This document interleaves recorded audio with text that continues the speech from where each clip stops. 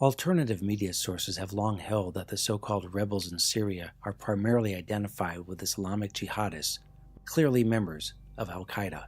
With YouTube glutted with videos of these so-called freedom fighters, as Obama likes to call them, flying the al-Qaeda flag, executing and cannibalizing Syrian army forces, and openly massacring Christian villages, the mainstream media and Barack Obama have finally had to admit that the United States is in fact supporting and arming terrorists. This proved to be a problem for Barack Obama, as al-Qaeda since 1999 has been a State Department designated terrorist group, and abetting and or arming them is considered a violation of U.S. Code 18 U.S.C. Section 2339A, a treasonous act carrying a penalty of life in prison. Barack Obama, on September 16, 2013, signed an executive order essentially exempting himself from the law. The executive order is clearly illegal, but regardless, that would mean that all weapon transfers to the al-Qaeda Syrian rebels prior to September 16, 2013 would be illegal. Obama has made a show of pretending that only humanitarian aid has been given to the al-Qaeda rebels prior to September 16th, that only after the executive order was signed did he begin to transfer weapons. We know this to be patently false. The CIA has been supplying weapons to the Syrian rebels for at least 2 years, formally using the Benghazi CIA annex as a base of operation. This was the primary reason Obama could not send in help to the Americans under attack at the Benghazi consulate on September 11, 2012.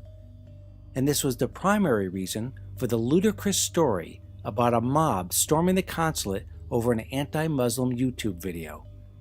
As the Obama administration has finally had to acknowledge, it was a planned terrorist attack, more than likely with connections to the Egyptian Muslim Brotherhood.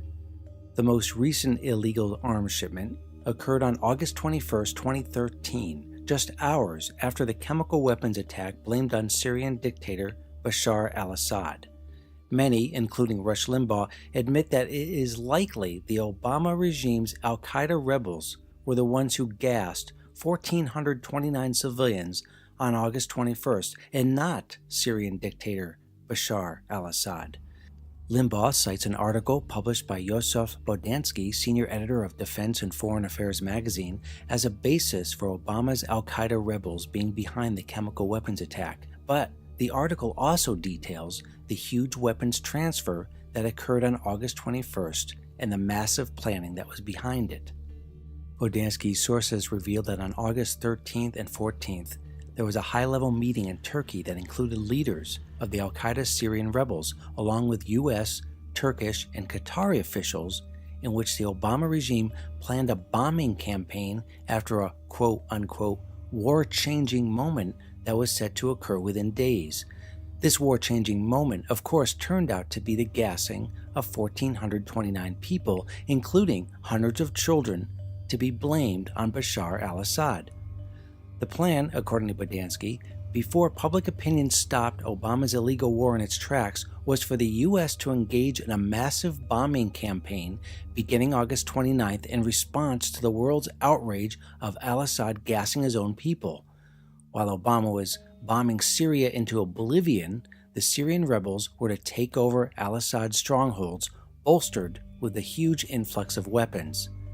According to Bodansky, a staggering 1,000 tons of weapons were distributed to the Syrian al-Qaeda rebels in the hours after the false flag chemical weapons attack on August 21st, including thousands of shoulder-fired missiles capable of taking down a commercial airliner.